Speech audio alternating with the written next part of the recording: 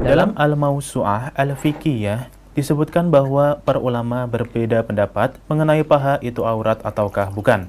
Kebanyakan ulama menganggap paha laki-laki itu aurat dan wajib untuk ditutupi. Di sini ada perbedaan pendapat mengenai paha itu aurat ataukah tidak. Namun jumhur atau kebanyakan ulama menganggap paha laki-laki itu aurat dan wajib untuk ditutup. Ada hadis dari Abdullah bin Abbas radhiyallahu anhuma, ia berkata bahwa Rasulullah shallallahu alaihi wasallam bersabda, paha termasuk aurat. Hadis riwayat Baihaqi dalam As-Sunnah Al-Kubra. Syekh Muhammad Shaleh Al-Munajjid hafizahullah menjelaskan bahwa dalam masalah ini ada beda pendapat di antara para ulama yang lebih hati-hati dalam beragama dari sisi tinjauan akhlak dan muru'ah, kewibawaan. Hendaklah seorang pria muslim menutup pahanya. Para ulama yang menganggap bahwa paha itu bukanlah aurat tetap mengingatkan dua kondisi. Yang pertama saat sholat, dan yang kedua jika menimbulkan godaan.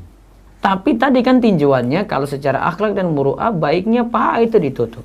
Terus kedua kondisi mengharuskan paha itu amannya ditutup.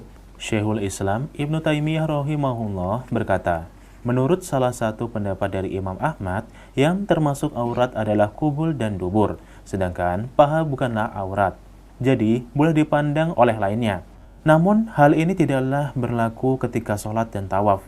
Tidak boleh seseorang sholat dalam keadaan pahanya terbuka, baik yang menganggap paha termasuk aurat ataukah bukan. Seseorang juga tidak boleh tawaf dalam keadaan telanjang. Nah, namun di sini kalau kita bahas masalah di dalam sholat atau ketika tawaf, paha tetap tertutup. Syekh Muhammad bin Shalih Al-Utsaimin rahimahullah berkata, pendapat terkuat menurutku, paha bukanlah aurat kecuali jika ditampakkan dapat menimbulkan godaan yang ada pada para pemuda. Wajib pahanya ditutup. Paha bukanlah aurat kalau menurut Syekh Muhammad bin Shalih Al-Utsaimin, kecuali jika ditampakkan dapat menimbulkan godaan. Kalau para pemuda, kata Syekh, lebih aman untuk ditutup. Dan memang lebih aman untuk ditutup, ya apalagi kalau dalam sholat, apalagi kalau menimbulkan godaan.